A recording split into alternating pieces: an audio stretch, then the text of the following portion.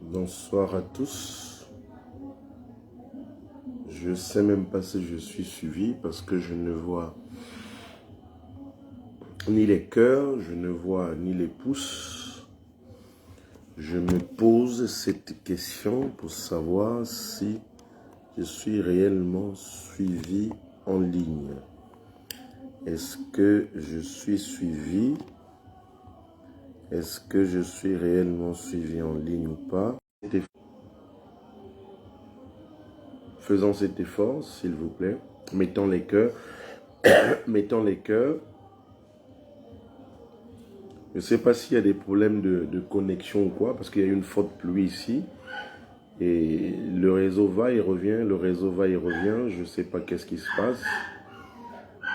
J'aperçois, sauf erreur de ma part, le bien-aimé Jean Goulou, mais je ne le vois pas sur mon écran, malheureusement. Je vois 2 personnes connectées, mais je ne sais pas de qui il s'agit. Faites-moi signe si vous me suivez, s'il vous plaît, parce que la connexion n'est pas trop bonne. Je ne vois ni les cœurs, je ne vois ni les pouces. Voilà, je ne sais pas si vous me sentez là, vous me suivez.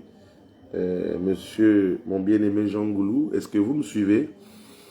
Est-ce que vous me suivez bien? Est-ce que le son il sort? Vous le recevez normalement? Est-ce que vous me suivez normalement? Ok.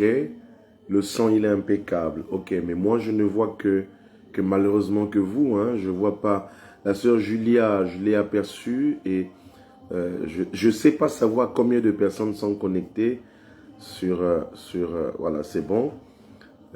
Donc, nous allons...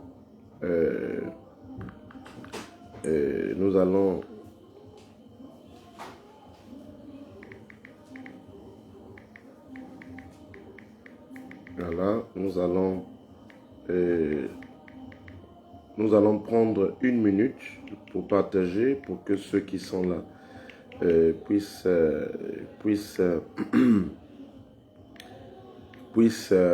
avoir la possibilité de contacter les siens. Que Dieu te bénisse, ma fille Julia. Partageons, s'il vous plaît. Partageons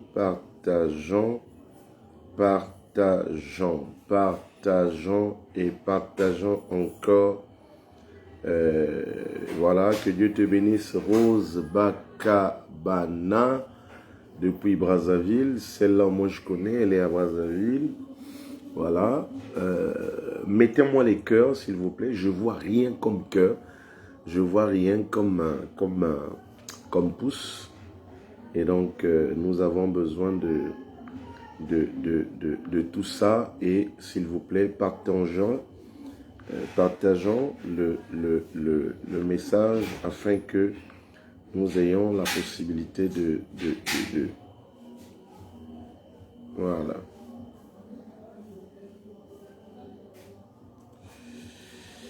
Alors,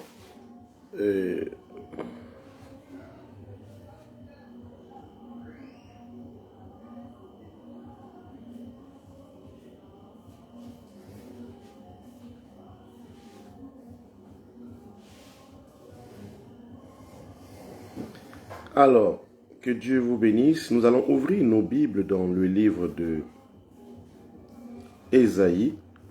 Nous allons prendre le livre de Ésaïe 49. Ésaïe 49. J'espère bien que j'y suis. Ésaïe 49. Le verset Ésaïe 49. Le verset... le verset 24, 25 et 26. Voilà. Ésaïe 49, le verset 24 au verset 26. Je vais lire ceci. Si vous êtes là, mettons déjà le verset biblique et nous allons lire ensemble. Et nous allons prêcher la parole de Dieu. Mais j'avoue que je n'ai pas un feedback qui puisse me certifier que tout le monde me suit. Je n'ai reçu que le commentaire du bien-aimé Jean Goulou qui me dit qu'il me suit normalement 5 sur 5. Tout le reste, je suis là, je ne sais pas savoir. Je vois le bien-aimé Tézing Avuka connecté. Et nous allons lire la parole de Dieu. Le butin du puissant lui sera-t-il enlevé? Question. Et la capture faite sur le juste échappera-t-elle? Le verset 25. Oui, dit l'Éternel. La capture du puissant lui sera enlevée et le butin du tyran lui échappera. Je combattrai tes ennemis et je sauverai tes fils. La connexion n'est pas bonne chez vous ou bien chez moi, la sœur Julia? La connexion n'est pas bonne chez vous ou bien chez moi, la sœur Julia? Voilà. Donc, si vous me suivez 5 sur 5, il n'y a pas de souci. Tant que vous me certifiez que vous me suivez, moi, je peux continuer. Et le verset 26, je ferai manger à tes oppresseurs leur propre chair, ils s'enivreront de leur sang comme du mout, et toute chair saura que je suis l'Éternel, ton sauveur, ton rédempteur, le puissant de Jacob. Père de gloire, merci encore de nous conduire dans ces moments de prière. Nous voulons enseigner cette parole à ton peuple, ô Papa. Laisse que nous ne parlions point de nous-mêmes, ô Père, mais que nous soyons conduits par l'Esprit, car la Bible déclare que c'est poussé par l'Esprit que tes serviteurs en souvent parlé. Est-ce que le Saint-Esprit nous guide, nous assiste et nous conduise pendant cette soirée? Au nom de Jésus, nous avons ainsi prié. Amen. Alléluia. Et donc, nous relisons nous lisons la parole de Dieu dans Ésaïe 49. Je prends maintenant le verset 24 au verset 26. Il dit, le butin du puissant lui sera-t-il enlevé et la capture faite sur le juste échappera-t-elle? Et Dieu qui pose cette question répond, oui, dit l'Éternel, la capture du puissant lui sera enlevée et le butin du tyran lui échappera. Je combattrai tes ennemis et je sauverai tes fils. En fait, il y a dans chaque endroit des puissants, des hommes forts, des hommes incontournables, des gens, quand ils disent une parole, il est toujours difficile de les contester parce que ce sont des gens puissants.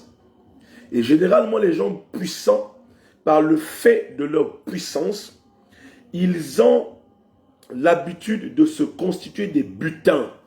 Et le butin, il peut être un butin de guerre.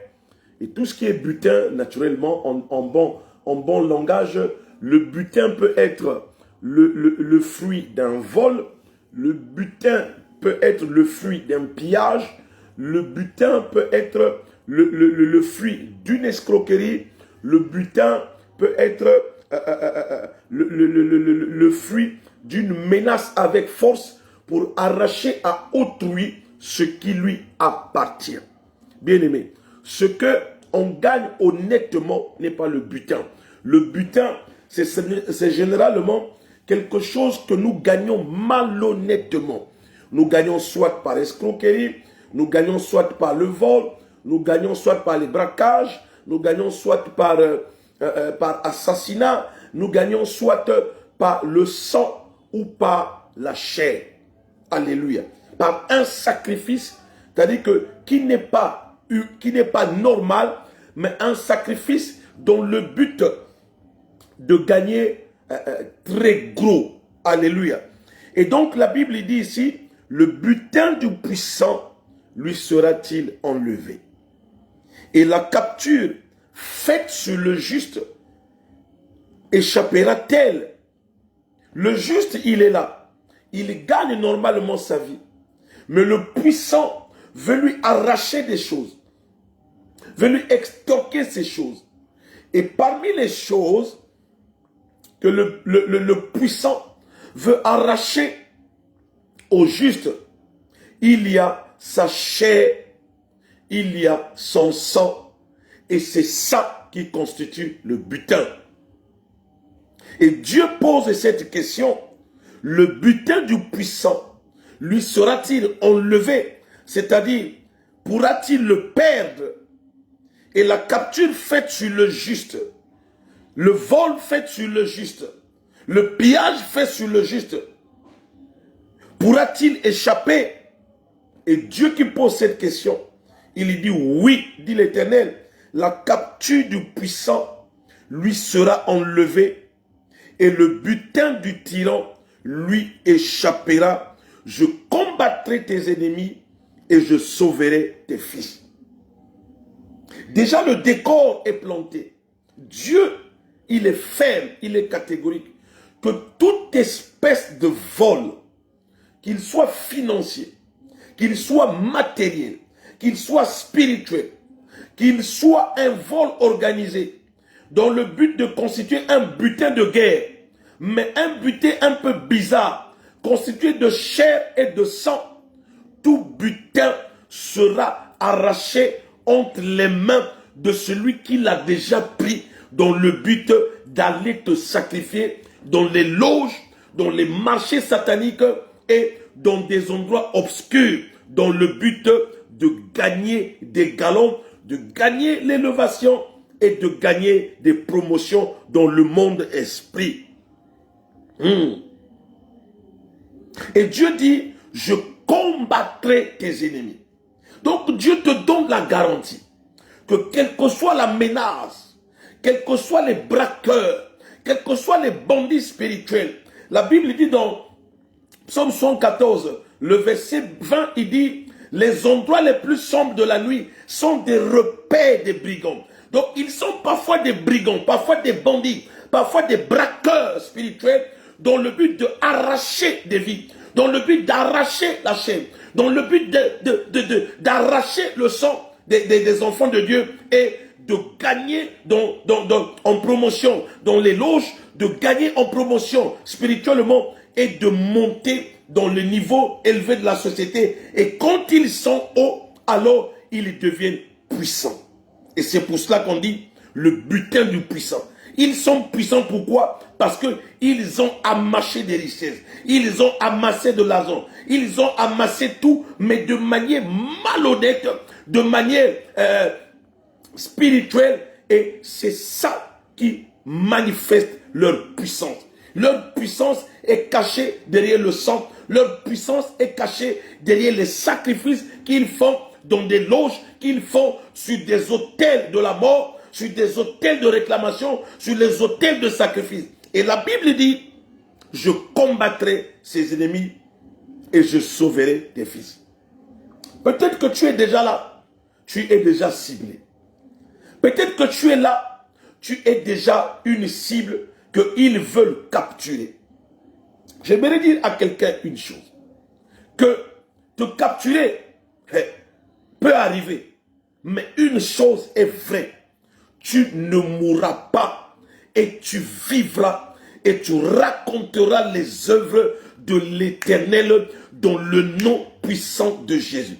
Tout escroc spirituel, tout bandit spirituel, tout braqueur spirituel qui a déjà ciblé ta vie sur sa ligne de mire dans le but de te sacrifier, dans le but de te manger, je déclare dans ta vie qu'il ne te mangera pas dans le nom puissant de Jésus. Pourquoi? Parce que ton Rédempteur est vivant, il se lèvera le dernier et il arrêtera le massacre, il combattra tes ennemis et il sauvera tes enfants et tout ce qui t'appartient dans le nom puissant de Jésus-Christ. Et écoute maintenant ce qui me plaît dans cette affaire. Le verset 26 de Ésaïe 49, il dit ceci. Je ferai manger à tes oppresseurs leur propre chair. Ils s'enivreront de leur propre sang. À travers cette précision, nous comprenons une chose, que les sorciers, que les bandits, que les escrocs, que les pilleurs, que les braqueurs spirituels, ils sont intéressés par deux choses, par la chair et par le sang. Pourquoi par la chair et pourquoi par le sang? Nous devons d'abord comprendre une chose. L'homme en tant qu'humain, il est à trois dimensions. L'homme a un corps, l'homme a une âme et l'homme a un esprit. Mais ce qui fait la vie de l'homme, corps, âme et esprit, c'est le sang de l'homme. Le sang de l'homme et la chair de l'homme. Une personne en vie, le sang vit et le pouls, le battement du cœur est attesté. Quand on touche les veines, on sent le cœur battre. Et donc, le sang atteste de la vie. Et la Bible déclare que l'âme d'un homme, la Bible déclare, alléluia, la Bible déclare que l'âme d'un homme est dans le sang. Alléluia. Alléluia. L'âme d'un homme est dans le sang. Donc, si tu sais que l'âme d'un homme est dans le sang, alors tu comprendras que celui qui boit ton sang, en fait, il a récupéré l'âme, c'est-à-dire la partie de ta vie qui est invisible, mais qui vit dans le sang. Lévitique 17, le verset 11, la Bible dit ceci. Car l'âme de toute chair est dans le sang. Car l'âme de toute chair est dans le sang. Donc toi et moi, en tant qu'humains, l'âme, c'est-à-dire quand on enlève l'âme, tu meurs. Et l'âme de toute personne, l'âme de tout enfant de Dieu est dans le sang. Et quand nous mourons, souvent nous sentons des paroles pour dire que ton âme repose en paix. Pourquoi? Parce que l'âme qui vit à l'intérieur de ton sang est déjà arrachée. Et quand on arrache l'âme, ça veut dire qu'on t'a tué. Et donc le diable, connaissant que l'âme vit dans le sang, il a envie de boire le sang humain. Il a envie de s'enivrer du sang humain comme si il voulait boire du vin. Il dit, je vous ai donné sur l'autel afin qu'il servît d'expiation pour vos âmes. Car c'est par l'âme que le sang fait l'expiation. Alléluia. Donc le sang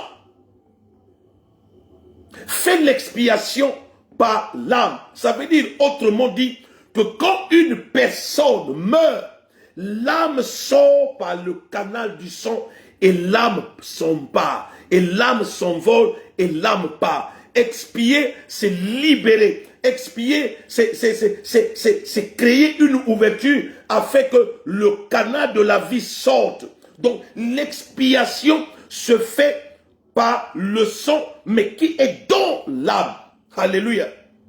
C'est par l'âme que le sang fait l'expiation. Ça veut dire que si le sang libère l'âme, alors l'âme est partie, alors l'âme est récupérée par ceux-là qui veulent sacrifier ton sang, qui veulent sacrifier ta vie. Et autrement dit, la vie est dans le sang. La vie est dans le sang. Et c'est pour cela que du point de vue sanitaire, quand on veut savoir qu'une personne est en bonne santé ou pas, le sang devient un élément important pour renseigner la médecine, pour renseigner les médecins que telle personne a telle maladie, parce que les maladies vont là où il y a la vie, c'est-à-dire dans le sang.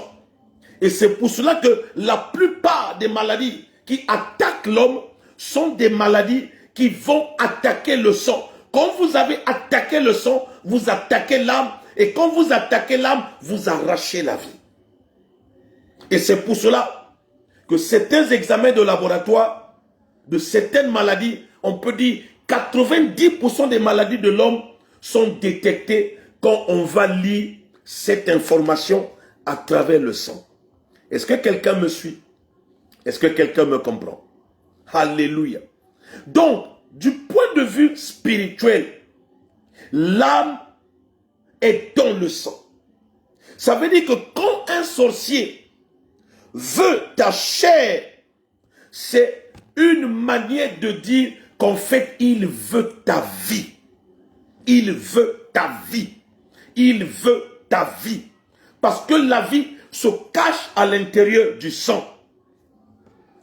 Et c'est pour cela que vous verrez dans certaines loges maçonniques ou dans certaines loges traditionnelles, certains sorciers réclament des sacrifices de sang.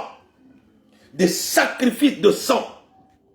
Et même Dieu, quand il était question de racheter l'humanité, il a fallu qu'il fasse lui aussi un sacrifice de sang.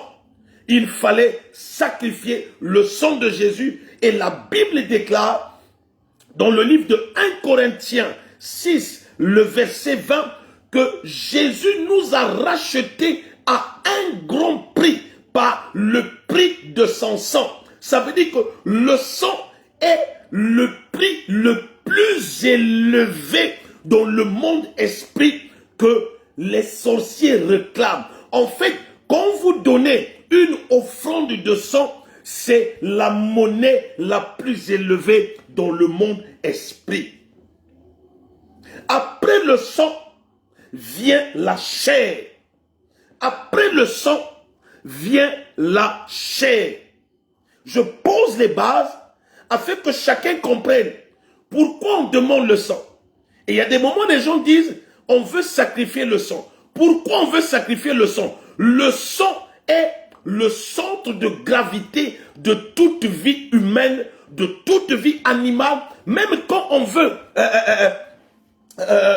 veut sacrifier un coq, on égorge pour récupérer le sang, parce que le sang a une capacité, a une bouche aussi de parler, parce que le sang humain, il parle. Il parle, alors que la chair ne parle pas. La Bible dit que le sang de Jésus parlait. Même quand Caïn a sacrifié Abel, la Bible dit que le sang d'Abel était déjà en train de crier. Il parlait. Ça veut dire que la vie a une bouche. La vie parle. La vie peut gueuler. La vie peut parler. Et c'est pour cela que les occultistes réclament le sang. Parce qu'ils savent que le sang a une bouche. Le sang peut parler. Et le sang peut aller agir pour leur amener des gains, des butins financiers. Est-ce que quelqu'un me dit Amen? Jusqu'à présent, je ne suis même pas encore rentré dans mon message. Mon thème, je l'ai écrit, pas mon sang, pas ma chair ne seront des offrandes sacrificielles. Alléluia. Quand tu as compris cela, bien-aimé, tu comprendras donc l'importance du sang dans la vie d'un enfant de Dieu. Tu comprendras donc que certaines personnes font des sacrifices. Tu comprendras donc pourquoi certains grands sacrificateurs dont la Bible faisait des holocaustes, parce qu'ils sacrifiaient à Dieu la chair et le sang, parce que même Dieu aussi aime la chair et le sang. Disons ça clairement. Et donc, le diable, Lucifer, qui connaît le mode opératoire de Dieu, il sait que Dieu aussi a demandé à certains sacrificateurs, et même Abraham a voulu sacrifier son fils Isaac, c'était pour voir le niveau d'obéissance d'Abraham par rapport au Dieu qui lui aussi réclame des holocaustes. Et les holocaustes sont donnés par le sacrificateur à Dieu dans le but de faire quoi? Dans le but d'apaiser la colère de Dieu et ou encore d'attirer la faveur de Dieu. Donc le diable connaît comment Dieu agit.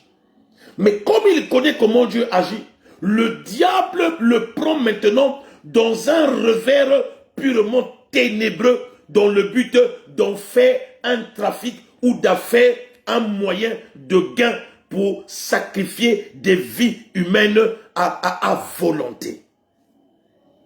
Alléluia. Et même quand Dieu parle de sacrifice, il a interdit. Je ne sais pas où est-ce que je suis. Je vais y arriver. Dieu a interdit aux enfants de Dieu de sacrifier l'humain, de sacrifier la chair humaine. Alléluia. Alléluia. Dieu a interdit cela. Et il dit dans Lévitique 17, le verset 14, il dit ceci: car l'âme de toute chair, c'est son sang qui est en elle. C'est pourquoi j'ai dit aux enfants d'Israël, vous ne mangerez le sang d'aucune chair, car l'âme de toute chair, c'est son sang. Quiconque en mangera sera retranché. Donc c'est un interdit spirituel. C'est un interdit spirituel pour un humain de manger la chair d'un autre humain et de boire le sang d'un autre humain. Parce que quiconque le fera, il tombe sous le coup de cet interdit spirituel. Et quand tu tombes sous le coup de cet interdit spirituel, Dieu te retranche parce que tu poses un acte abominable qui, en langage spirituel, fait de toi un sorcier. Est-ce que quelqu'un me comprend? Parce que si tu comprenais, tu allais commencer à mettre des cœurs et des pouces. Donc, toute personne qui mange la chair, qui boit le sang, Dieu ayant interdit cela, fait de toi un sacrificateur du monde des ténèbres. Autrement dit, dans la loi spirituelle de Dieu, que Dieu a faite aux Lévites, la seule offrande de chair et de sang étant celle de Jésus-Christ qui a été faite à la croix de Golgotha, aucune autre personne, aucun autre esprit, aucune autre congrégation ou conspiration des sorciers ne peut venir réclamer une autre chair, un autre sang que celui qui a été donné à la croix. Et la Bible dit qu'il était un sang sans tache. Ça veut dire que toute personne qui brisera cet interdit qui est dans Lévitique 17, le verset 14, il sera retranché, c'est-à-dire lui-même, il sera mort. C'est pour cela que j'aimerais déclarer que tout sorcier qui t'a ciblé et qui veut te sacrifier en cette fin d'année, qui veut te donner comme une offrande dans les loges, dans le but de gagner en galon, dans le but de gagner un butin financier ou spirituel, je déclare qu'il sera retranché lui-même. C'est-à-dire que celui qui creuse une fosse, il tombera lui-même. Et je prophétise que ton sorcier, il tombera dans le trou qu'il a creusé pour vouloir t'enterrer, pour vouloir te sacrifier dans le nom puissant de Jésus-Christ.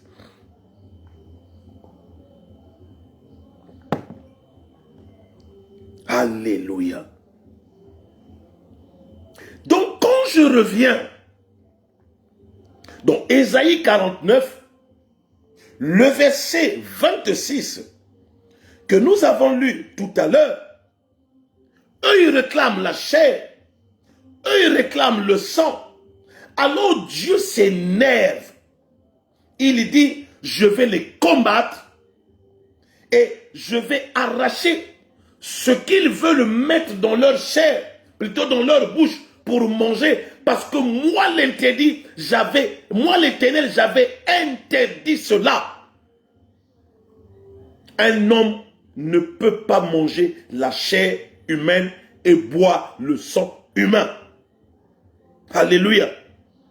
Et donc au verset 26, il dit, je ferai manger à tes oppresseurs leur propre chair, et ils s'enivreront de leur propre sang, et toute chair saura que je suis l'Éternel, ton sauveur, ton rédempteur, le puissant de Jacob. Bien-aimé, quand Dieu jure par lui-même, cela revient à dire que quiconque veut briser l'interdit de Dieu, il sera une victime de la part de Dieu. Ça veut dire que celui qui veut manger ta chair, en fait, il est en train de pousser Dieu à le tuer afin qu'un membre de sa famille mange sa propre chair.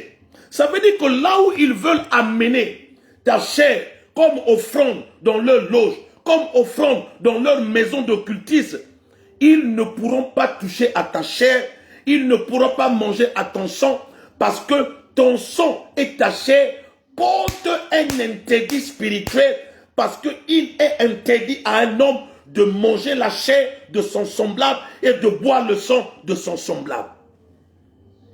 C'est pour cela que j'aimerais déclarer que tout sorcier qui a fait l'erreur de donner ton nom comme offrande sacrificielle, qui sera mangé comme un coq, qui sera mangé comme un agneau, qui sera mangé comme une bête qu'ils veulent amener à l'abattoir, je déclare dans ta vie qu'ils ne pourront jamais triompher, parce que celui qui est en toi est plus grand que celui qui est en eux, et aussi longtemps qu'il vit en toi, il n'acceptera pas que tu meurs, parce qu'avant de toucher à ta vie, ils doivent toucher à la vie de celui qui est au-dedans de toi. Comme celui qui est au-dedans de toi est intouchable, je déclare dans ta vie que toi tu ne mourras pas, que tu ne seras jamais une offrande sacrificielle, tu ne seras pas une cuisse de poulet entre les mains de sorciers pour qu'ils se partagent en cette fin d'année dans le nom puissant de Jésus. Celui qui me dit Amen fort à cette déclaration-là, il témoignera cela, et tes enfants et toi-même, vous passerez cette fin d'année sans être victime de la sorcellerie. Ils veulent sacrifier des gens. Et aujourd'hui, plus la fin d'année arrive, plus ils multiplient les stratégies. Plus ils multiplient les moyens dans le but de faire quoi? D'attraper vite la chair et d'attraper vite le sang qu'ils vont aller donner en sacrifice dans leur loge. Parce qu'ils ont besoin de galons. Il y a un principe dans la sorcellerie. Quand tu as promis une offrande, c'est toi qui dois prendre le couteau pour aller égorger. Pour aller égorger ton sacrifice que tu veux apporter à la loge. Écoute ce que la Bible dit. Et je vais te faire comprendre cela. Jérémie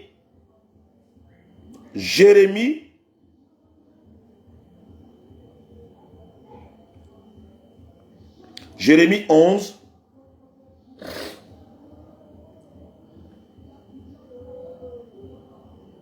Jérémie 11, à partir du verset 18,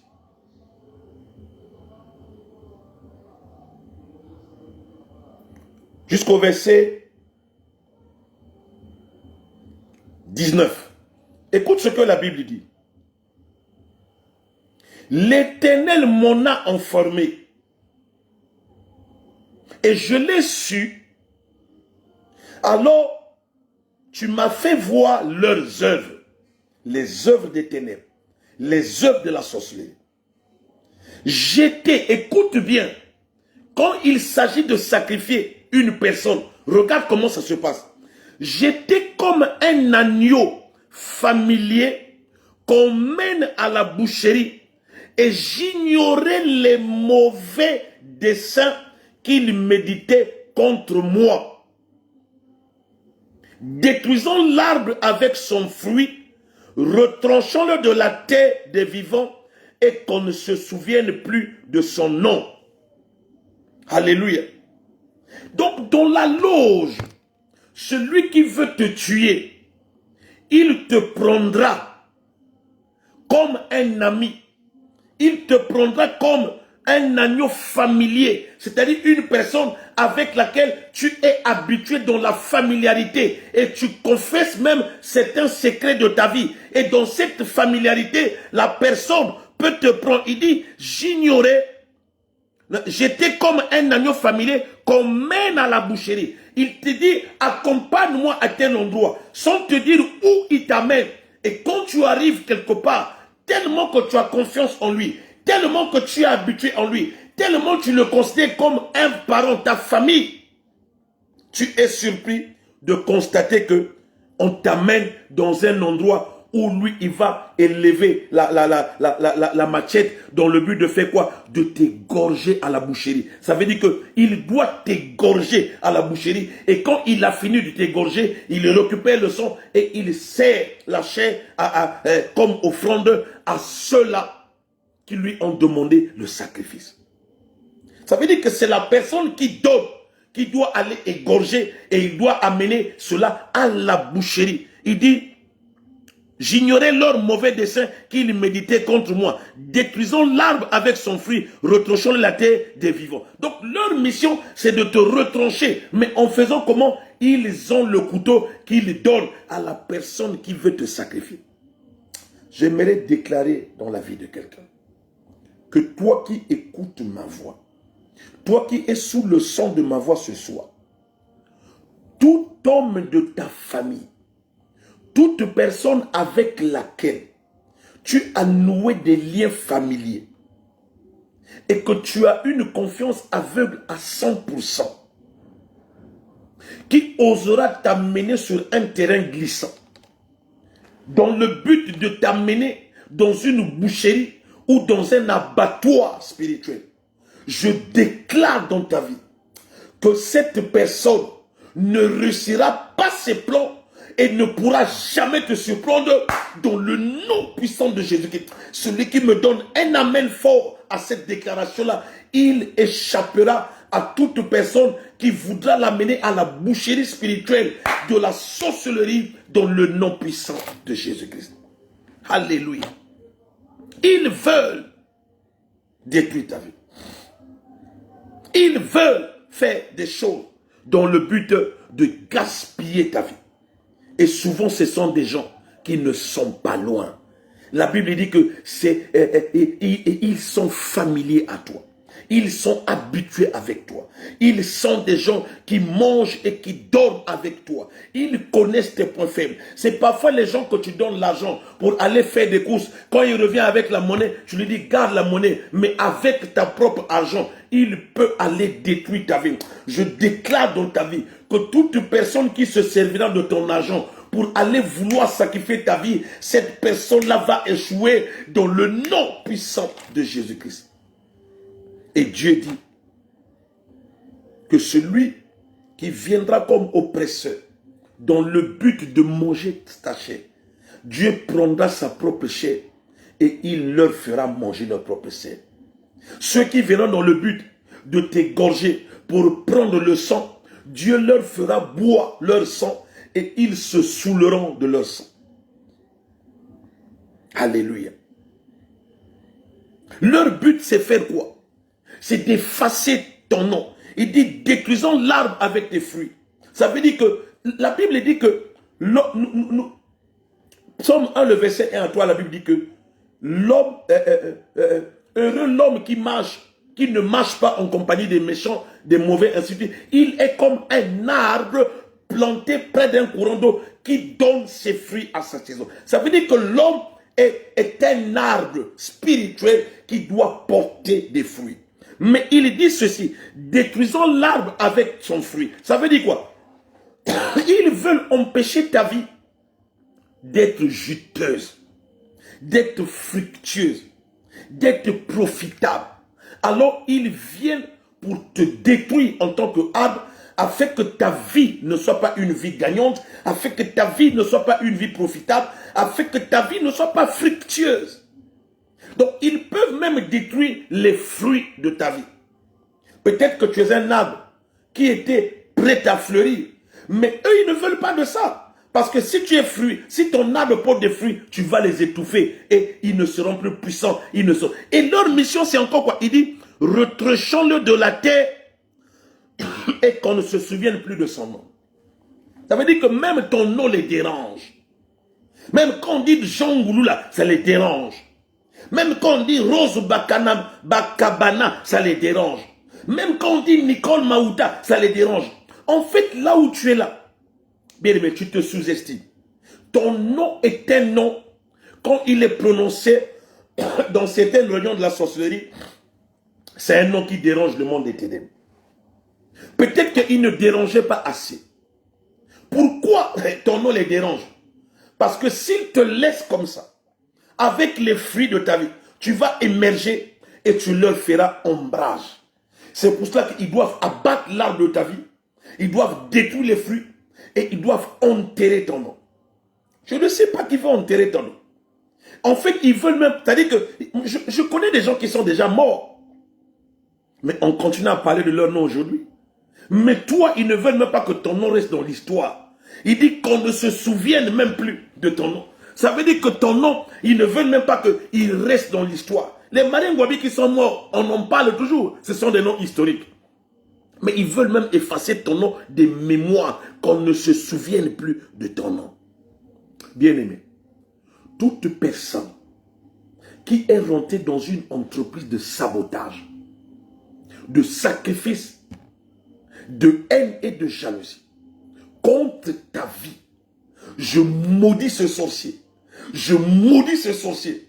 Je maudis ce sorcier. Je maudis ce sorcier. Dans le nom puissant de Jésus-Christ. Ton nom doit être plus grand. Ils veulent bloquer ton nom. Parce que ton nom dérange dans le monde d'esprit. Parce que derrière ton nom, il y a un grand nom. C'est le nom de Jésus. La Bible dit que à tous ceux qui l'ont reçu, il a donné le pouvoir de devenir enfants de Dieu, lesquels ne sont nés ni de la chair, ni du sang, mais ils sont nés de Dieu. Ça veut dire que devant ton nom, Dieu a mis le nom de Jésus-Christ. Ça veut dire quoi? Que dorénavant, quand ils voudront te toucher avant, ils verront d'abord le nom de Jésus sur ta figure. Et le nom de Jésus sur ta figure est un panneau sens interdit qui dit ne touchez point à mes oins et ne faites pas du mal à mes serviteurs, ne faites pas du mal à mes enfants, ne faites pas du mal à mes oins. J'aimerais déclarer dans la vie de quelqu'un qui me suit avec attention ce soir. À compter de ce soir, le nom de Jésus-Christ rendra ton nom intouchable. N'importe quel endroit où ils mèneront ton nom, dans une loge, dans un hôtel de sacrifice, dans le but de te sacrifier, ils ne réussiront pas. Parce que quand ils prononceront ton nom, dans cette réunion de sorciers, dans cette retrouvaille de l'occultisme, ton nom sera le sujet d'un scandale qui va amener une guerre entre eux. Ils vont se déchirer, ils vont s'entretuer et ils mangeront la chair des uns contre les autres. Ils boiront le sang des uns contre les autres. Je prophétise une bagarre entre les sorciers. Ils vont s'entretuer, ils vont s'entretuer. Ils mangeront la chair des uns contre les autres. Ils boiront le sang des uns contre les autres. Celui qui me dit amen fort, cela va arriver. Je suis en train d'amener le trouble. J'amène le désordre spirituel entre tes sorciers. Ceux qui se sont retrouvés dans le but de te sacrifier, ils vont se retrouver encore cette nuit et ils se battront. Ils vont se disputer. Il y aura une guerre entre eux et le sang va couler. Leur propre sang va couler. Le sang de leurs enfants va couler. La chair de leurs enfants va couler. Celui qui dit amen fort, cela arrive maintenant. Cela arrive maintenant. Je déclare une dislocation de toute association de malfaiteurs, toute conspiration, toute réunion de nuit des sorciers dont le but de t'arracher la vie ne réussira pas dans le nom de Jésus. Je dis que ça ne réussira pas dans le nom de Jésus-Christ. Ton nom les dérange. Ton nom les dérange. Ton nom les dérange. Ce soir, j'aimerais dire encore que ton nom va continuer à déranger. Pourquoi ton nom va déranger? Parce que Dieu va rendre ton nom grand. Là où ton nom n'était pas connu, je prophétise que ton nom deviendra une célébrité. Celui, oh Ramasanda Kaba, là où il voulait étouffer ton nom, pour qu'il ne soit pas connu, ils ont commis l'erreur de rendre ton nom grand. En fait, le nom de Jésus n'était pas grand au départ, mais ce nom est devenu grand à cause de l'œuvre de la croix. Tous les sorciers connaissent ce nom, parce que ce nom était rendu célèbre à la croix de Golgotha. Celui qui touchera à ton nom, dans le but de l'enterrer, pour qu'on ne se souvienne plus, il est en train de rendre ton nom plus grand qu'il ne connaissait pas. Je déclare dans ta vie que là où tu n'étais pas connu, là où tu étais ignoré, là où tu étais méprisé, là où tu étais rejeté, tu seras connu dans le nom de Jésus-Christ. Tu seras connu dans le nom de Jésus-Christ. Alléluia. Alléluia.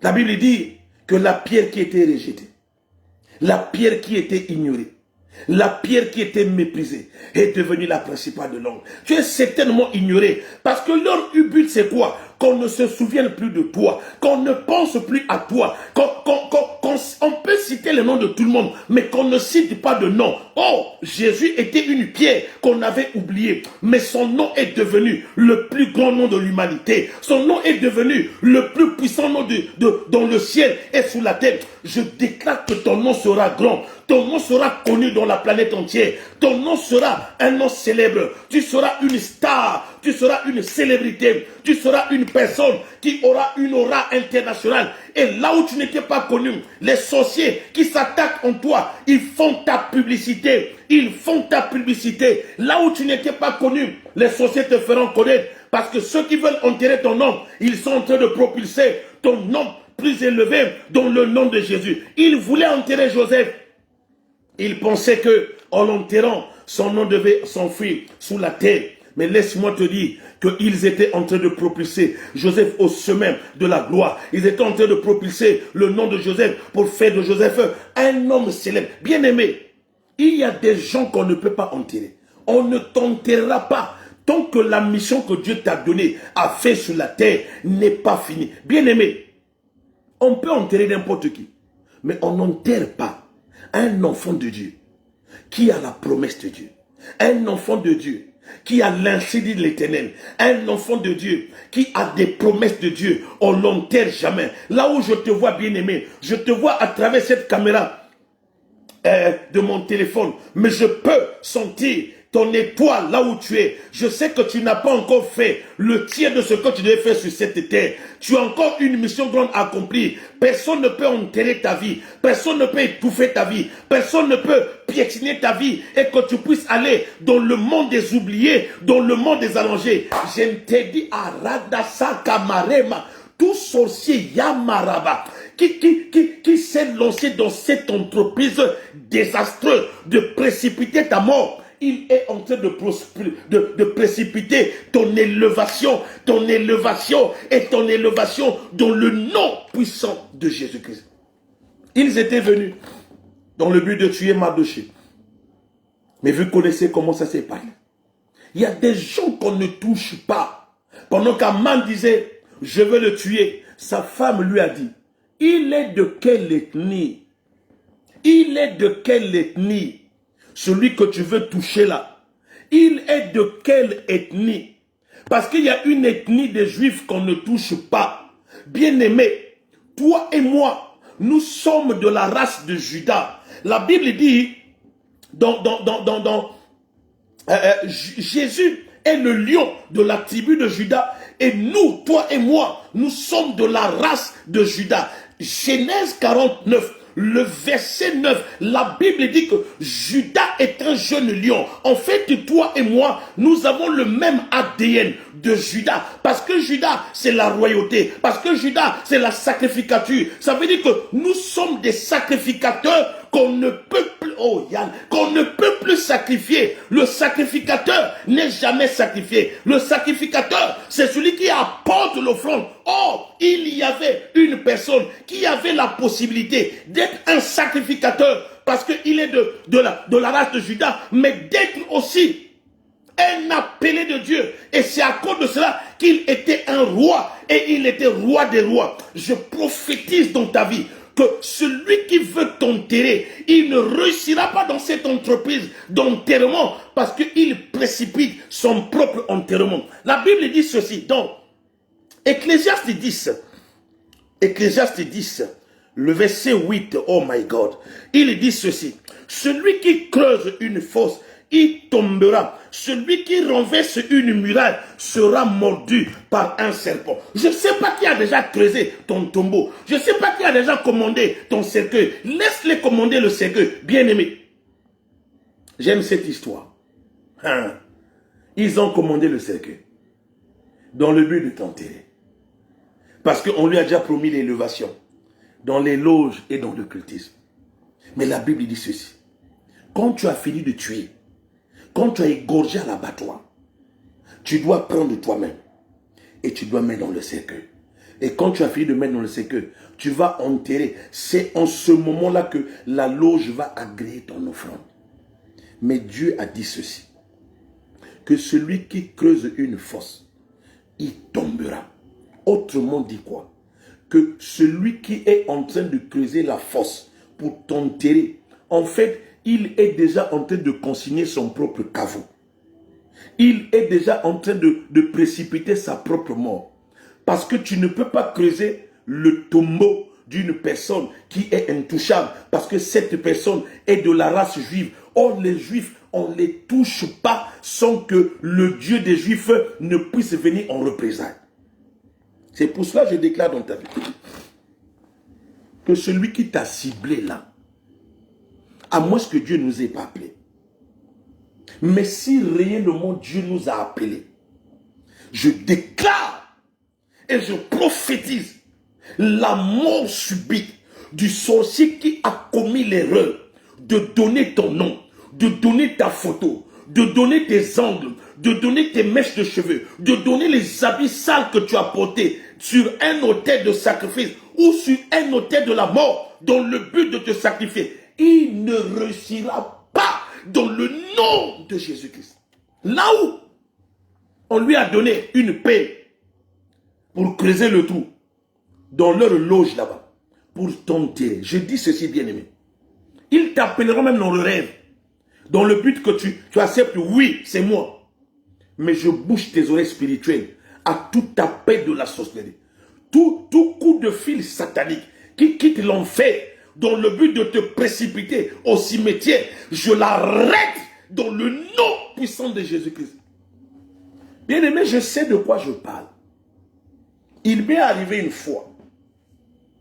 Ce que je dis, il n'y a que mes enfants qui sont connectés là, ils savent. Il m'est arrivé une fois dans ma vie. Le diable voulait m'humilier en s'attaquant à ma femme. Et cette nuit-là, c'était prévu pour venir arracher l'âme de ma femme. Écoutez bien ce que je vous dis, vous parfois qui blaguez avec des téléphones. Et pendant que j'étais en train de prier, avant d'aller dormir à 22 h, j'ai dit à mon épouse: prends ton téléphone, dépose à la cuisine, je veux que ton téléphone soit éloigné de toi. Le téléphone était éloigné de ma femme. Il y a la cuisine, il y a le salon là où je suis, il y a mon bureau et il y a ma chambre. Donc regardez l'espace, l'écart est peut-être de 10 mètres. Le téléphone a sonné à la nuit, à la cuisine. Et dans le but de venir tuer ma femme. Ils ont tenté par le téléphone. Si elle avait pris seulement le téléphone et dit allô, sa voix partait et elle mourait. Mais ils ont appelé dans la nuit, à 2 h du matin, ils ont échoué. Ils sont venus nuitamment à 3 h 50 de la nuit. Pendant que j'étais en train de prier, je finis de prier à 3 h 45, je m'allonge sur mon lit. C'est un gros oiseau qui vient piétiner ma toiture. Tia, tia, tia, tia, tia. Et je fais cette prière, je dis, Seigneur, si cet oiseau est venu de toi, qu'il vive. Mais si cet oiseau vient de l'enfer, ou vient de la sorcellerie, Père, si je suis ton serviteur, papa, cet oiseau-là doit être cloué là, jusqu'à demain matin, je vais le tuer. 3h50, je dors. Je finis de faire cette prière. En une minute, j'ai dormi parce que j'avais prié plus de 2 heures. Bien-aimé, à 6h du matin, je me réveille. L'oiseau était là.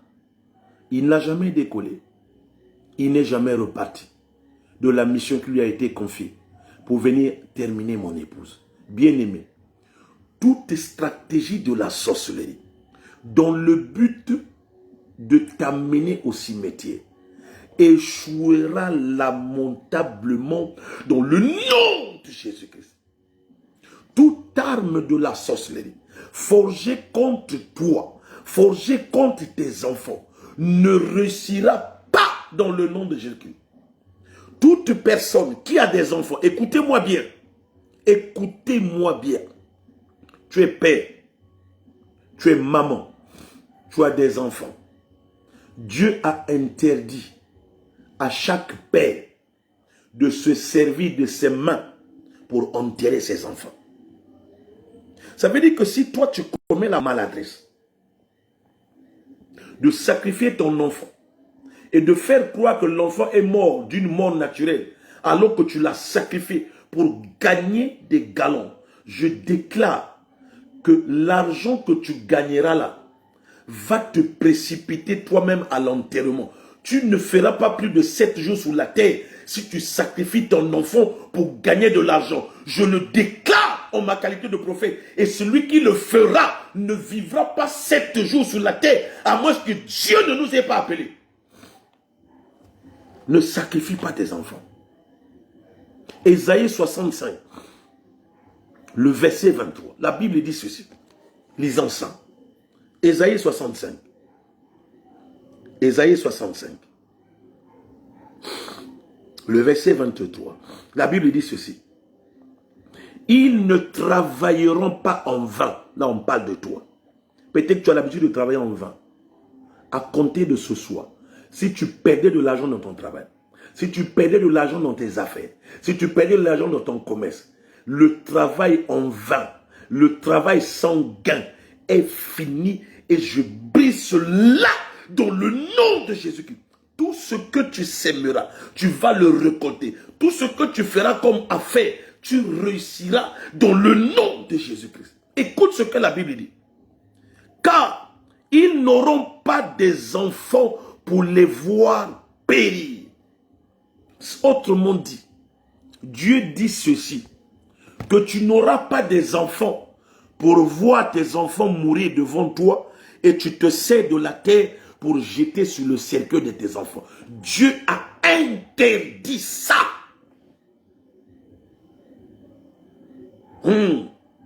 Dieu a interdit ça. Et cette écriture, elle ne sera jamais brisée dans le nom de Jésus-Christ. Tout sorcier qui voudra te tromper en te demandant la chair et le sang de tes enfants pour te faire gagner des promotions, des postes ou de l'argent, il t'induit en erreur parce que cette écriture-là, elle ne sera jamais brisée. Et quiconque osera te tromper pour te dire que sacrifie ton enfant ou sacrifie qui que ce soit, il te précipite à la mort.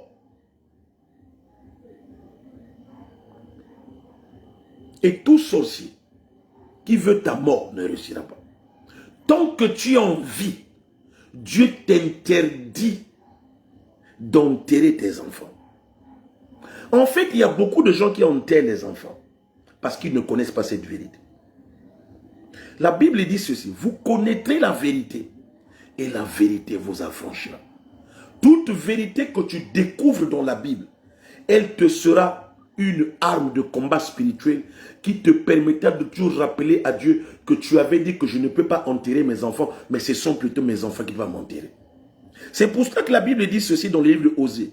que mon peuple périt parce qu'il lui manque la connaissance. L'absence de la connaissance, une information que tu ne découvres pas est un danger qui peut t'amener au cimetière. Or, toute vérité que tu découvres t'affranchit. C'est pour ça que la Bible dit que vous connaîtrez la vérité et la vérité vous rendra libre. Je déclare dans ta vie que cette vérité que tu viens de découvrir ce soir fera que tu n'enterreras plus jamais tes enfants. Aucun sorcier ne te poussera naïvement à sacrifier tes enfants et à sacrifier tes petits-enfants dans le nom puissant de Jésus-Christ. Alléluia. Pas ma chair, pas mon sang. Ta chair et ton sang ne seront pas des agneaux qu'on amène à l'abattoir. Ta chair et ton sang ne seront pas des offrandes sacrificielles. Quelqu'un dit, je refuse de mourir. Quelqu'un dit c'est une parole, une déclaration de foi. Je refuse de mourir au nom de Jésus-Christ. Il a dit à Josué, tant que tu vivras, nul ne tiendra devant toi, même pas la mort. Le petit sorcier là qui veut te sacrifier là, il va mourir avant la fin du mois de novembre. Novembre, là, nous sommes en train de lancer une opération spirituelle dénommée « Mon sorcier doit mourir ».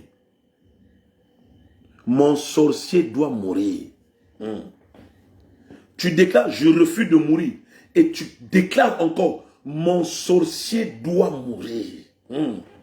Mon sorcier, celui qui veut tuer mes enfants, il doit mourir. Parce que mes enfants ne peuvent pas mourir avant moi. Mes enfants vont me voir vieillir et moi je mourrai avant et mes enfants m'enterreront. Mais cette histoire d'enterrer tes enfants pendant que tu es encore en vie avec tes mains, Dieu l'a interdit. Quelqu'un dit Amen. Pas ta chair. Pas ton sang. Et quand je dis des enfants, je ne parle pas seulement des enfants biologiques. Je parle aussi des enfants spirituels. Alléluia. À compter de ce soir, la mort entendra ton nom et la mort fuira loin de toi. Écoute ce que la Bible dit. Oh, j'aime.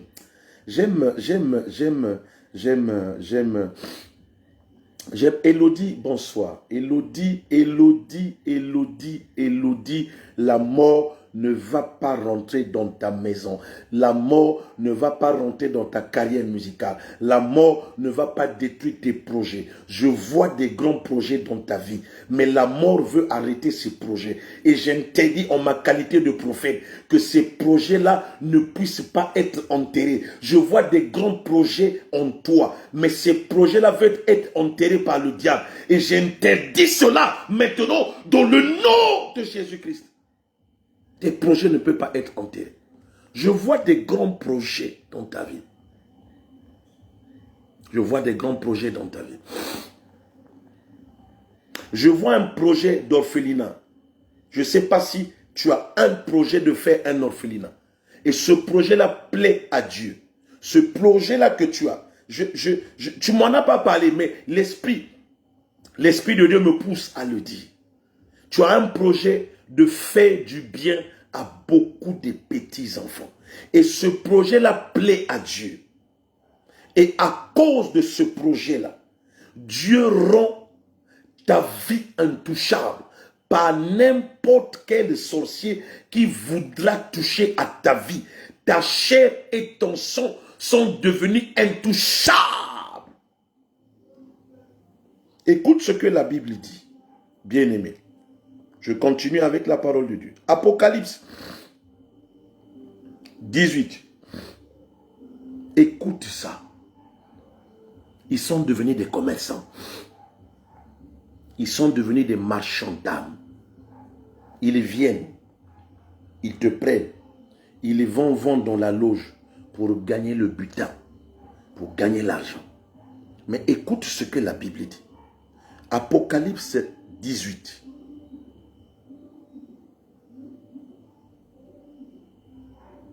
Je lis le verset 11.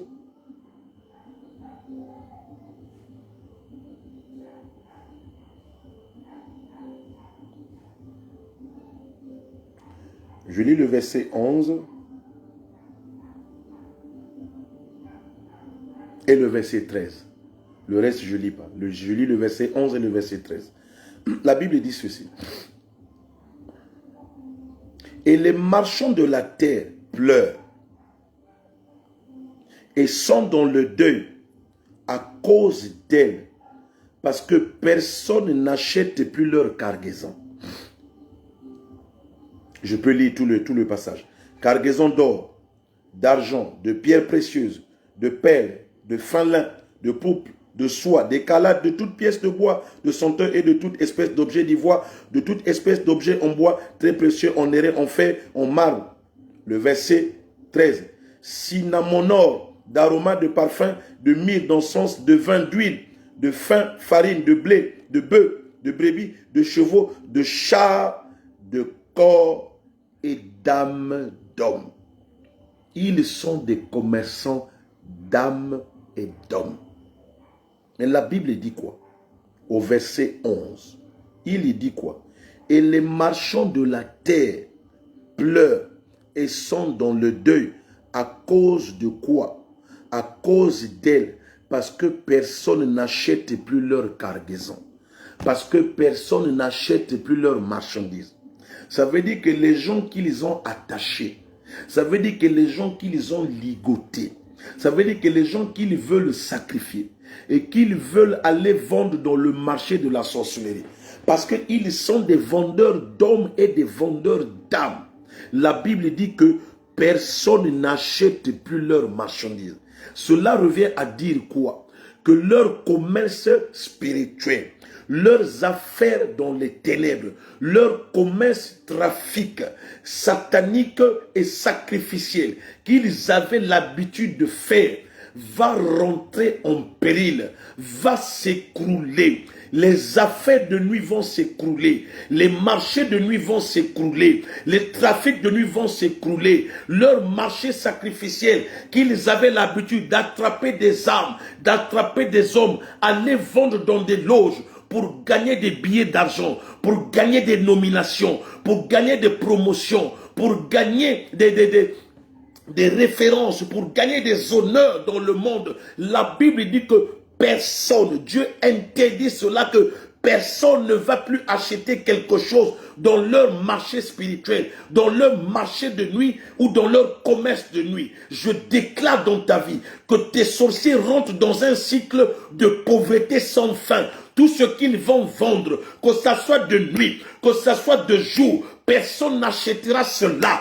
Dans le nom puissant de Jésus-Christ, je prophétise la chute des affaires de tes sorciers, la chute des commerces de tes sorciers, la chute de tes trafics des sorciers. Tout trafiquant dans la sorcellerie qui avait pris ton nom dans le but d'aller te vendre, tu ne seras plus acheté. Tu n'es pas une marchandise que l'on peut vendre et acheter, parce que Dieu a interdit que tes marchands, tes commerçants et même leur marché va rentrer dans une crise où les acheteurs, même s'ils ont l'argent, tu ne seras jamais acheté et aucun sorcier ne pourra te vendre et t'acheter dans le nom puissant de Jésus-Christ. Comme tu n'es plus une marchandise, en fait, tu es invendable. Et comme tu es invendable, tu deviens aussi inachetable.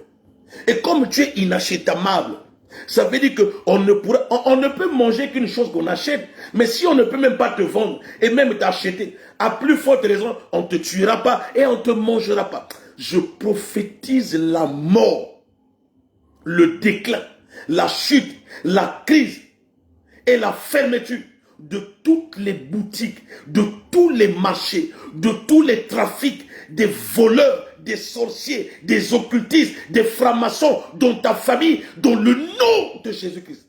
Ils seront Zoro, c'est Libungu Toulou. Chez nous, on dit ça en Lingala au Congo. Il sera double zéro. À compter de ce soir, leurs affaires sont multipliées par zéro. Je prophétise le déclin, la crise et la quarantaine spirituelle, la quarantaine financière, la quarantaine économique. Plus rien ne va marcher, plus rien ne marchera. Et leur maison de trafic, leur maison de commerce est fermée définitivement. Quelqu'un dit avec moi, je ferme tous les marchés des sorciers. C'est ça que ça veut dire. Tous les marchés de la sorcellerie sont fermés ce soir dans le nom de Jésus-Christ. Tous les marchands sataniques qui avaient l'habitude de vendre les gens dans ta famille, je suspends, je prends un arrêté depuis le ciel, je prends avec le stylo et le sang de Jésus, je signe un décret et je déclare qu'à compter de ce soir, tout marché de nuit dans ta maison, dans ta famille, dans ton quartier, dans ton village est fermé dans le nom de Jésus-Christ. C'est ça. C'est ça. Le général a fermé tous les marchés. Plus de trafic, plus de commerce, plus d'échanges, plus de vente d'âmes, plus d'achat d'âmes. Tout commerçant de nuit qui osera encore le faire, il va précipiter sa mort dans le nom de Jésus-Christ. Je ferme les marchés. Je ferme les ronds-points. Là où ils planifient les accidents dans le but de précipiter la mort. Tous les miroirs sataniques qu'ils ont mis dans les ronds-points, dans le but de te troubler, dans le but de te surprendre et de précipiter la mort dans ta vie, je les détruis et je les fracasse dans le nom de Jésus-Christ. Alléluia.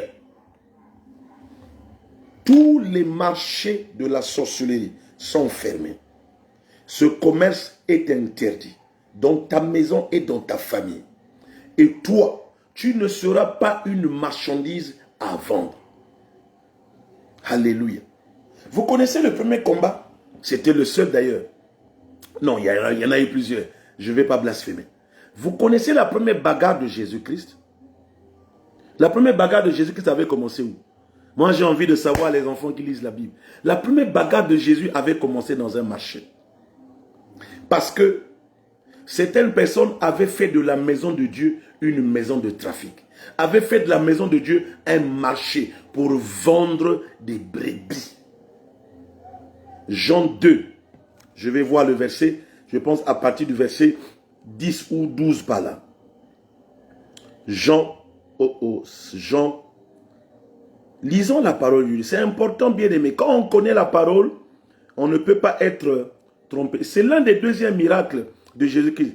Dit, la Pâque des Juifs était proche. Jésus monta, il trouva dans le temple les vendeurs de bœufs, de brebis, de pigeons et les changeurs assis. Les changeurs sont là pour échanger les destinées, pour échanger les vies, pour échanger les rangs sociaux. Et les changeurs étaient là. Ils avaient fait de la maison de Dieu une maison de trafic. Voilà, c'est Jean 2, le verset 13 jusqu'au verset 14.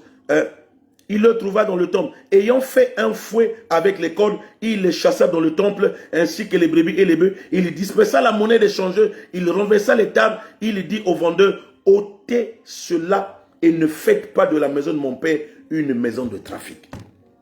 Je ne sais pas quelle maison de trafic il y a quelque part à côté de tout. Mais toute maison de trafic, tout marché de nuit, tout trafiquant de nuit, qui avait l'habitude de faire du commerce de la chair et du sang, il est déjà arrêté dans le nom de Jésus. La Bible dit que Jésus s'est servi d'un fouet pour fouetter les commerçants, pour fouetter les trafiquants. Ce soir, je prends le même fouet spirituel et je vais fouetter.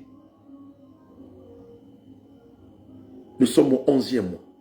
Je vais leur fouetter 11 milliards de coups de fouet à chaque sorcier qui osera toucher à ta vie. Et je vais les fouetter dans le nom de Jésus-Christ. Pourquoi je dois les fouetter violemment? Afin qu'ils soient dispersés et qu'ils ne reviennent plus jamais toucher à ta vie. Le fouet est important. Et nous qui sommes des guerriers, nous aimons fouetter les sorciers. Alors quelqu'un dis avec moi. Je fouette mon sorcier et tous ceux qui en veulent à ma vie 11 milliards de coups de fouet au nom de Jésus-Christ. Je le déclare. N'importe quel sorcier qui voulait à ta vie, il sera fouetté ce soir. Et demain matin, tu verras, quelqu'un la bouche est tordue, quelqu'un marche la main tordue, quelqu'un a le pied tordu, parce que les coups de fouet vont le paralyser ce soir au nom de Jésus-Christ. Tu ne mourras pas, tu vivras. La seule chose, bien-aimée, n'aie pas peur. Quand je marche dans la vallée de l'ombre de la mort, je ne crains rien. Ne crains rien. Parce que ton Rédempteur est vivant. Il se lèvera pour défendre ta cause. Le sorcier ne peut rien contre toi. Le franc-maçon ne peut rien contre toi, maman Madeleine. Tous les petits francs-maçons de ta famille, là, je prophétise leur mort avant la fin de l'année 2022 dans le nom de Jésus-Christ. Tout l'argent qu'ils avaient gagné avant que toi tu écoutes ce message-là, cet argent-là va sécher, cet argent-là va être brûlé, cet argent-là va être disparaître dans la maison, ils vont s'appauvrir. Parce que ce sont des marchands. Et Dieu veut appauvrir tes marchands aujourd'hui. Pourquoi Dieu veut les appauvrir? Dieu veut les appauvrir pour qu'ils deviennent rien et qu'ils reviennent à Dieu, qu'ils viennent confesser tout le mal qu'ils ont fait et qu'ils acceptent Jésus pour suivre le chemin de la droiture. En fait, Dieu veut les correctionner. Dieu veut les correctionner. Est-ce que quelqu'un peut me dire amen? À compter de ce soir, tu ne mourras pas. Le sorcier qui a commis l'erreur de donner ton nom quelque part, il ne finira pas cette année. Il ne finira pas cette année. Celui qui me dit feu pendant 11 fois. Les tonnerres, les coups de tonnerre de feu. Le feu va tomber du ciel comme des flammes vivantes et va aller dans tous les endroits où on avait déjà érigé un autel de la mort contre toi. Et cet autel de la mort prendra feu dans le nom de Jésus-Christ. Tu me déclares feu 11 fois. Fire, feu 11 fois. Et le feu va quitter le ciel et le feu va détruire tous ceux qui en veulent à ta vie. Luc 9, le verset 54. Oh, j'aime bien cette parole. Écoute bien ce que la Bible dit. Est-ce que quelqu'un peut me mettre ça? Luc 9, le verset 54. Voilà. Luc 9, le verset 54. Les disciples Jacques et Jean, voyant cela, dirent, Seigneur, veux-tu que nous commandions que le feu descende du ciel et les consume? Donc là, j'ai besoin maintenant que tu ne blagues plus. Tu vas prendre cela au sérieux. Nous allons élever la main, là où tu es là. Tu vas élever ta main droite vers le ciel.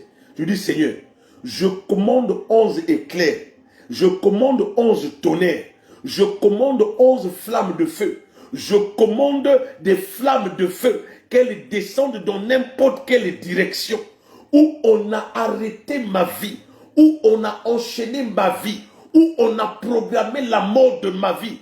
Déclare cela et j'aimerais que tu libères 11 tonnerres de feu, 11 foudres ardentes de feu, 11 éclairs de feu, 11 foudres de feu. Déclare cela, Yara Sakaba, le feu, le feu, le feu. Commande le feu qu'il quitte le ciel et qu'il tombe dans tous les endroits où on avait détruit ta vie, où on avait enchaîné ta vie, où on a déjà sacrifié ta vie et il ne reste maintenant que l'accomplissement de la mort. Les cercueils qu'ils ont déjà commandés, le feu tombe là-bas et le feu les brûle. Le feu tombe là-bas et le feu les brûle. Le feu tombe là-bas et le feu les brûle. Les listes où ils avaient déjà écrit ton nom, le feu tombe là-bas et le feu les brûle. Le feu tombe là-bas et le feu les brûle. Tout ce qu'ils avaient déjà reçu comme argent de la loge, comme avance avant le sacrifice. Ils ont déjà reçu l'argent qu'ils commençaient à manger. Ils attendent l'autre partie. Quand toi tu seras mort. Mais j'aimerais dire, que la moitié qu'ils ont reçue, je commande le feu dessus. Je commande le feu dessus. Je commande le feu dessus. Je commande le feu dessus. Et le feu brûle leur banque traditionnelle, leur banque satanique, là où ils ont enchaîné tes bénédictions, là où ils ont enchaîné ton mariage, là où ils ont enchaîné ton héritage, là où ils ont enchaîné tes grâces. Je libère le feu. Les cercueils brûlent, les croix brûlent, les actes de décès. Ils avaient déjà rédigé ton nom pour amener que tu es mort. Ces actes-là prennent feu. Ces actes-là prennent feu. Ces actes-là prennent feu. Ces actes-là prennent feu. Ah! Commande les tonnerres, commande les éclairs, commande la foudre. N'importe quelle réunion de nuit, là où il part, dans le but d'effacer ton nom. Il dit, on ne se souviendra plus de ton nom. N'importe quelle pratique qu'ils ont fait, dans le but que les gens ne se souviennent plus de ton nom. En fait, toutes les demandes que tu fais pour avoir le travail, ton nom n'est jamais appelé. Pourquoi? Parce qu'ils ont noirci ton nom. Quand on cherche ton nom, on ne le voit pas. Toute stratégie, toute incantation, toute invocation, toute manipulation qu'ils ont fait avec ton nom, je libère le feu afin de détruire tout arsenal qu'ils ont fait pour noircir ton nom, pour rendre ton nom illisible, pour qu'on ne se souvienne pas de ton nom. Je libère le feu, je libère le feu, je libère le feu, je libère le feu au nom de Jésus. Bien-aimés, tout ce qu'ils ont fait comme artifice pour t'empêcher de réussir, le feu de paralyse. N'importe quel endroit où on t'avait déjà enterré, où on enterrait tes grâces, où on enterrait ton mariage, où on enterrait quoi ceci, il dit ceci, qu'il les vomira. Quel que soit le cercueil qui était déjà enterré, ce cercueil-là, il est déterré et nous le fracassons et nous sortons tout ce qui était enterré, tout ce qui était enchaîné. La terre le vomit, la terre le vomit. Je commande à la terre de s'ouvrir et de vomir ce qu'elle a envalé dans le nom de Jésus-Christ. Alléluia. Tu ne mourras pas. Ton travail ne mourra pas. Ton foyer ne mourra pas. Tes affaires ne mourront pas. Tes comptes bancaires ne connaîtront plus la sécheresse. Tes mains ne connaîtront plus les crises et les sécheresses. Je les détruis. Tout ce qu'ils ont fait pour amener la galère et la crise dans ta vie, je paralyse cela avec des tonnerres. Je paralyse cela avec le feu dans le nom puissant de Jésus-Christ. Tout autel de la mort qui était érigé contre ta famille, contre tes affaires, contre ton mariage, contre ta maison, contre ton ministère, contre ta destinée, je le renverse et je le consume par le feu. Je le piétine dans le nom de Jésus et je libère le feu du ciel. Seigneur, veux-tu que nous commandions que le feu descende du ciel et les consume? Ça veut dire que Dieu n'a besoin que de ta seule demande. Si tu dis, Seigneur, que le feu descende, le feu va descendre du ciel et va les consumer. J'ai envie que quelqu'un dise, Seigneur, que le feu descende sur mes sorciers et les consume. Quelqu'un dit que le feu descende sur mes sorciers et les consume. Et tu verras que le feu va descendre sur tes sorciers et va les consumer dans le nom de Jésus. Dis, Seigneur, que le feu descende sur mes sorciers et les consume. Oh, Rabasakaba. Alléluia. Ils veulent attaquer le direct là pour empêcher que je termine cette parole. Mais cette parole là va se terminer. Le feu doit consumer. Quelqu'un dit que le feu descende sur mes ennemis. Que le feu descende sur leur autel.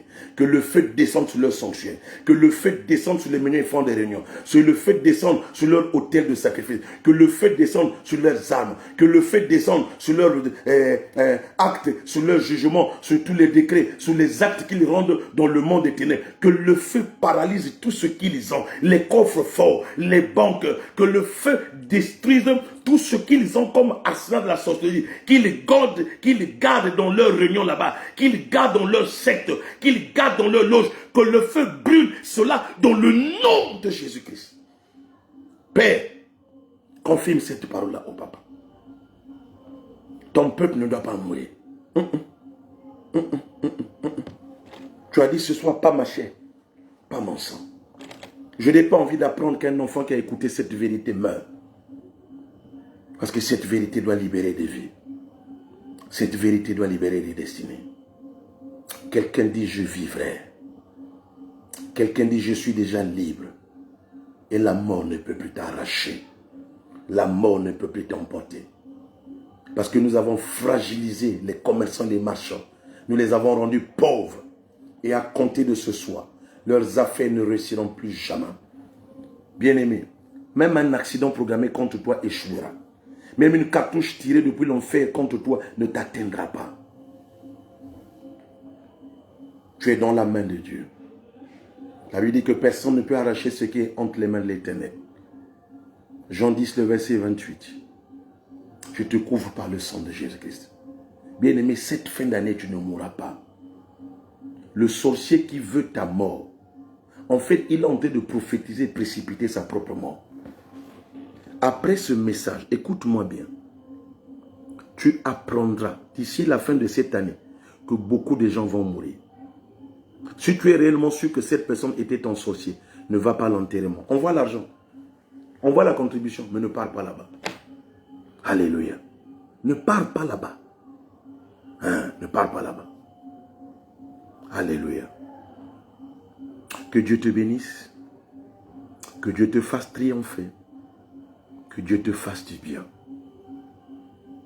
Que le pouvoir de la mort soit brisé. Que les stratégies de la mort soient nulles et sans effet dans ta vie. Nous proclamons la vie. Nous proclamons la victoire. Nous proclamons le triomphe. Et tu vas témoigner la gloire de Dieu. En cette fin d'année, la mort ne te prendra pas moins cher. Parce que le prix par lequel Jésus t'a racheté, aucun sorcier ne peut le lui rembourser au nom de Jésus-Christ. Que Dieu vous bénisse. Que Dieu vous fasse du bien. Si quelqu'un a été béni, qu'il dise Amen 11 fois au nom de Jésus-Christ. Si quelqu'un a été béni, je vous donne 1 minute. Que tu dises Amen, gloire à Jésus. Amen, gloire à Jésus. Mais écris ça 11 fois. Amen, gloire à Jésus. Quand tu glorifies le nom de l'Éternel, et Dieu va honorer cette parole dans ta vie. Dis Amen, gloire à Jésus. Élodie, contacte-moi à la fin pour que je puisse parler avec toi de ton histoire d'orphelinat. Je ne sais pas, mais ça insiste. C'est une œuvre qui plaît à Dieu et Dieu veut que tu la fasses parce qu'elle va sauver et préserver ta vie. Amen, gloire à Jésus. Amen, gloire à Jésus. Maman Tsoko, vois-moi, appelle-moi à la fin. J'aimerais parler avec toi. Alléluia. Que tous ceux qui veulent me contacter en inbox, après ce live-là, vous pouvez m'appeler, on peut prier ensemble et Dieu va se glorifier. Que Dieu vous bénisse, que Dieu vous fasse du bien, que Dieu vous fasse encore beaucoup de bien. Dormez en paix dans la gloire de notre Seigneur Jésus-Christ. Que Dieu confirme cette parole dans vos vies et que Dieu vous fasse du bien. Au nom puissant de Jésus-Christ, nous avons ainsi prié. Amen. Pour ceux qui ne me connaissent pas, je suis votre humble serviteur, le général de Dieu, le prophète Jacob Israël Ngavuka. Je suis basé au Congo, Brazzaville, et précisément dans la ville de Pointe-Noire. Je suis visionnaire de l'église Alliance chrétienne Agapao à Pointe-Noire, précisément sur l'avenue Tister. Et nous nous réunissons tous les mercredis soirs, tous les vendredis soirs de 17h à 19h30 et tous les dimanches matins, nous nous réunissons de 8h30 à midi. Faites le vœu de nous visiter et vous allez vivre en live le feu de cette prière-là et je sais que vous allez être bénis parce que nous prêchons la parole. Voilà, j'ai prêché là. Ce n'est pas un message que j'ai préparé, mais c'est comme ça que nous travaillons. Et Dieu nous utilise toujours puissamment dans la parole de Dieu. Et je bénis que quelqu'un vraiment soit touché. Et faites-nous la surprise de nous appeler. Si vous avez besoin de mon numéro, contactez-moi en inbox. Et nous pourrons prier avec vous. Et Dieu va se glorifier. Encore une fois de plus, bonne soirée à tous et ciao. Nous nous retrouvons le mercredi soir pour un autre direct. et vendredi soir pour un autre direct. Je fais les directs que 2 jours dans la semaine et vu que j'étais en quarantaine spirituelle par Facebook, donc j'ai rattrapé les deux. Julia, tu me contactes s'il te plaît. Julia, tu me contactes à la fin, j'aimerais te parler et que Dieu te fasse du bien. Bonne soirée à tous et à mercredi 21h et que Dieu vous bénisse. Ciao.